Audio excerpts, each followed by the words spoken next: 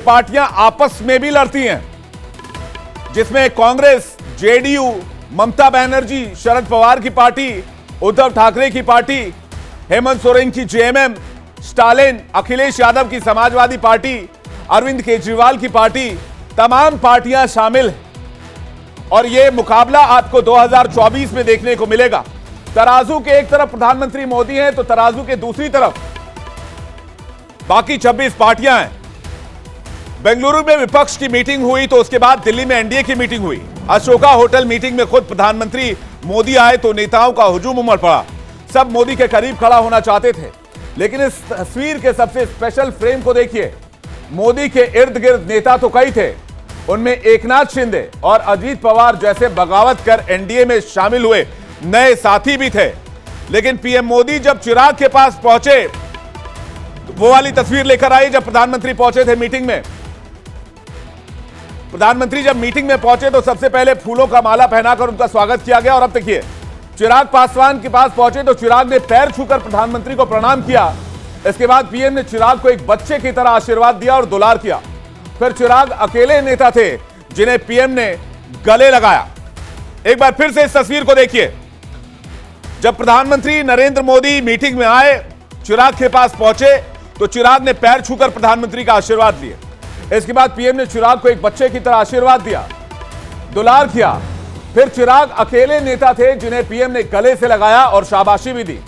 युवा चिराग इस मामले में अपने आसपास खड़े कई तजुर्बेकार नेताओं पर भारी पड़ते नजर आए। इसके बाद पीएम मोदी को बड़ा सा हार पहनाया गया। इसके बाद फिर फोटो ऑप कार्यक्रम हुआ। यह तस्वीर भी खास है क्योंकि इसमें चिराग इफेक्ट नजर आया। चिराग पासवान दूसरी पंक्ति में खड़े थे। ये देखिए, चिराग पासवान दूसरी पंक्ति में थे। दूसरी पंक्ति में ही पशुपति पारस को आप देख रहे हैं, लेकिन पशुपति पारस की दूरी और चिराग पासवान की दूरी दोनों देख लीजिए। चिराग पासवान प्रधानमंत्री मोदी के ठीक पीछे खड़े हैं, ठीक दाईं ओर, जबकि उनके चाचा पशुपति पारस उनसे 10 फीट दूर खड़े थे। चाचा भतीजे के बीच दो और नेता खड़े दिखे। पशुपति पारस प्रधानमंत्री मोदी से बहुत दूर थे। चाचा और भतीजे की तस्वीर मैं आपको दिखाता हूं प्रधानमंत्री के साथ। ये देखिए, प्रधानमंत्री मोदी और ये रहे चिराग पासवान। और अगर आप ठीक यहां से 10 फीट इस तरफ आएंगे, यानी कि प्रधानमंत्री मोदी के बाईं ओर, तो आपको यहां पर चाचा पशुपति पारस मिलेंगे। लेकिन इसके बाद देखिए एक और तस्वीर। ये देखिए, ये आप देखेंगे चिराग पासवान के चेहरे को। अगर आप देखेंगे, इस विजुअल को रिप्ले कीजिए, चिराग पासवान के चेहरे को देखेंगे अगर आप, तो चिराग पासवान को भी इस बात का अंदाजा नहीं था कि प्रधानमंत्री कुछ इस तरह से रिएक्ट करेंगे चिराग पासवान को देखकर। और वो जैसे ही प्रधानमंत्री ने उनके गालों को छुआ, वो थोड़े हैरान से रह गए और खुशी के मारे जो स्माइल है वो उनके चेहरे पर बिखर गई। उनके चेहरे पर हंसी साफ तौर पर देखी जा सकती है। ये देखिए, प्रणाम किया, पहले पैर छूकर आशीर्वाद लिया। उसके बाद आप देखिए, इस तरफ से मैं आपको दिखाता हूं। ये देखिए, प्रधानमंत्री को पैर छूकर प्रणाम किया। उसके बाद प्रधानमंत्री ने गले पर हाथ रखकर दुलार किया और उसके बाद गले लगाया। ये मैसेज बहुत क्लियर है, और ये मैसेज क्लियर है कि बीजेपी बिहार में एक नई रणनीति के साथ आगे बढ़ना चाहती है। एक और तस्वीर देखिए। इस तस्वीर को आप देखेंगे तो आपको यहां पर प्रधानमंत्री नरेंद्र मोदी दिखेंगे और ठीक आसपास के नेताओं पर नजर डालिए। प्रधानमंत्री के ठीक पीछे चिराग पासवान है, इनके ठीक बगल में एकनाथ शिंदे हैं, एकनाथ शिंदे के ठीक बगल में यहां पर देखिए अजीत पवार हैं, और यहां पर साउथ के नेता इस तरफ खड़े हैं। बीजेपी और प्रधानमंत्री मोदी साउथ में और बिहार में एक नई रणनीति, महाराष्ट्र में भी एक नई रणनीति के साथ आगे बढ़ना चाहते हैं। लेकिन अब आपको बताते हैं मीटिंग में क्या क्या हुआ। एनडीए की इस मीटिंग में कुल 41 पार्टियों के शामिल होने का दावा किया गया है, जिसमें उत्तर से लेकर दक्षिण तक और पश्चिम से लेकर पूर्वोत्तर तक हर क्षेत्र के क्षेत्रीय पार्टियों की मौजूदगी दिखी। लेकिन जैसे बेंगलुरु से आए विपक्षी गठबंधन के नाम पर बीजेपी ने हमला बोला, वैसे ही विपक्ष ने भी बीजेपी के साथ जुड़े सहयोगियों की संख्या पर सवाल उठाए। आम आदमी पार्टी के सांसद राघव चड्ढा ने एक छोटे से ट्वीट से बड़ा सा हमला बोला। आइए दिखाते हैं राघव चड्ढा का tweet. 38 party NDA brought you by, इस वर्ड को पढ़िएगा, यहां क्या लिखा हुआ है, यहां लिखा हुआ ईडी, यानी कि राघव चड्ढा का कहना था कि 38 पार्टियां साथ तो आ गई हैं, लेकिन एनडीए के साथ आई हुई जो 38 पार्टियां हैं वो ईडी के दबाव में आई हैं, वो ईडी के दबाव में आई हैं। ये देखिए ईडी, यानी कि ईडी का प्रेशर नहीं होता तो एनडीए का कुनबा 38 का नहीं होता। हालांकि ये कुनबा जो दावा बीजेपी की ओर से किया गया है वो है 41 का, लेकिन बीजेपी विपक्ष की आलोचनाओं को से बेफिक्र होकर एक एक छोटी छोटी पार्टियों को पूरा भाव और सम्मान दे रही है। सबसे ज्यादा फोकस सबसे ज्यादा सीटों वाले राज्य उत्तर प्रदेश पर है, जहां इस पर बीजेपी मिशन 80 पर काम कर रही है और इसलिए छोटी छोटी पार्टियों को साथ लेकर चलने की कोशिश हो रही है। इसलिए हाल फिलहाल में सबसे ज्यादा चर्चा ओपी राजभर की हो रही है, जिनका पूर्वांचल में कितना असर है यह हमने आपको कल भी बताया था। आज केंद्रीय राज्य मंत्री अनुप्रिया पटेल ने भी राजभर का अहमियत समझाया है। आइए सुनते हैं। हमारे साथ एक अहम सहयोगी के रूप में जो पहले भी रहे ओम प्रकाश राजभर जी बीच में चले गए, अभी फिर वापस आए हैं और मुझे पूरा विश्वास है उनके आने से हमारा एनडीए गठबंधन और मजबूत हुआ है और आने वाले 2024 के चुनाव में इसके बहुत सकारात्मक परिणाम भी देखने को मिलेंगे। राजभर भैया पहले भी आए थे 2017 में। मौजूदा बीजेपी की सबसे बड़ी खासियत यही है कि वो सिर्फ नए सहयोगियों को जोड़ने में नहीं बल्कि गठबंधन के सहयोगियों के बीच भी कोई खटपट ना हो इसका भी ख्याल रख रही है। तभी तो अनुप्रिया पटेल हो या निषाद, पार्टी के संजय निषाद, किसी को भी राजभर के आने से ऐतराज नहीं है, जबकि सबको पता होगा कि सीटों के बंटवारे में हिस्सेदारी तो कम होगी ही। सुनिए संजय निषाद ने क्या कहा है। राजभर भैया पहले भी आए थे 2017 में और उनका समुदाय तो आ ही गया था 2019-2022 में, तभी तो हम लोग जीत कर सुनिश्चित किए, तो सपा बसपा एक हो गई थी, तब भी भैया आए हैं, स्वागत है उनका। समाज भी हमारे साथ है और अब जीतने में और आसानी होगी। हम लोग दोनों लोग मिलकर राजनीतिक, सामाजिक, आर्थिक और जो भी संवैधानिक मुद्दे उसे भी हल करेंगे, जीत भी सुनिश्चित करेंगे और समाज के भागीदारी भी सुनिश्चित करेंगे। यूपी में तो सब ठीक है एनडीए में, लेकिन बिहार में क्या होगा? बिहार में जातीय समीकरण का पूरा फॉर्मूला सेट कर लिया गया है, लेकिन चाचा भतीजे के बीच की एक जंग बीजेपी की सिरदर्द बढ़ा सकती है। हम बात कर रहे हैं चिराग पासवान और पशुपति पारस की।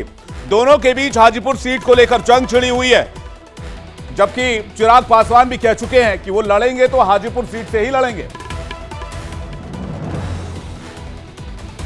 देखिए, मैं इतना जरूर कहूंगा कि मैं हाजीपुर से ही चुनाव लड़ूंगा। अब गठबंधन के भीतर क्या बातचीत हुई नहीं हुई उसको साझा करना सार्वजनिक मंच पर उचित नहीं रहेगा, बट इतना जरूर स्पष्ट है कि हाजीपुर से लोक जनशक्ति पार्टी रामविलास ही चुनाव लड़ेगी। हाजीपुर की सीट के दावा तो उनका गलत है। हाजीपुर की सीट का दावा हम क्यों छोड़ेंगे? वो तो जमुई के सांसद ने हैं। प्रधानमंत्री जी की तस्वीर का इस्तेमाल करनी।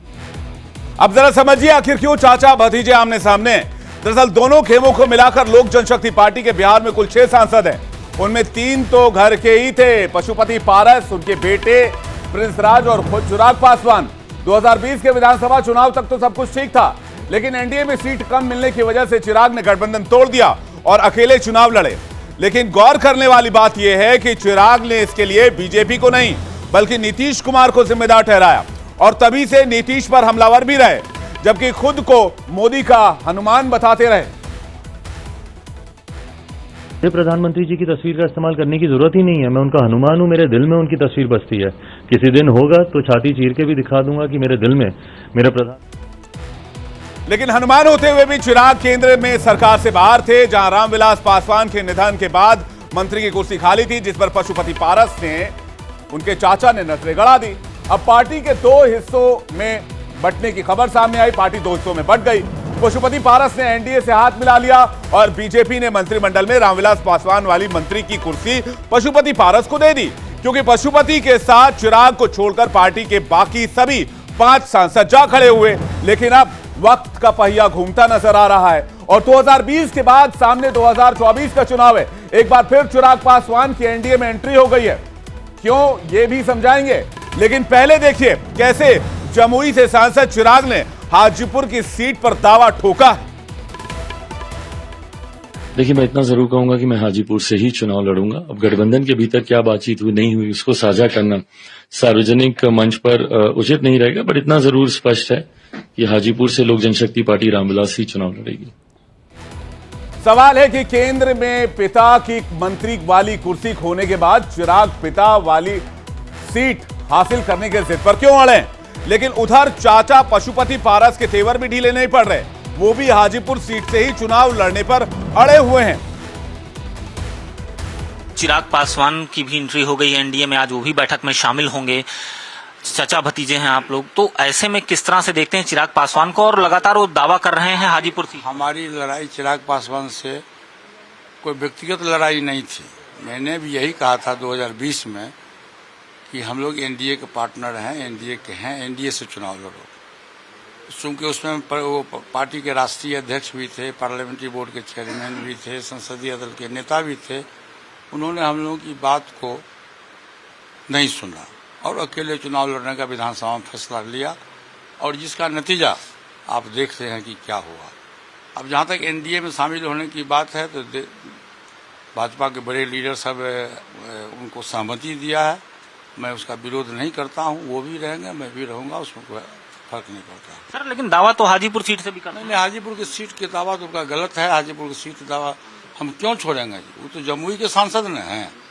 आप ही सोचिए, जिस जमुई की जनता ने 10 वर्ष तक आपकी सेवा किया, आप पर विश्वास किया, और आप उसके साथ विश्वासघात कर रहे हो, जाइए आप जमुई से चुनाव लड़िए। अब हर किसी के मन में सवाल जरूर है कि आखिर 5 सांसदों के साथ जब ताकतवर चाचा पशुपति पारस बीजेपी के साथ हैं, तो फिर बीजेपी चिराग को एनडीए में लेकर क्यों आई है? इसके पीछे की मजबूरी क्या है? तो आपको ये वाला गणित भी समझाते हैं।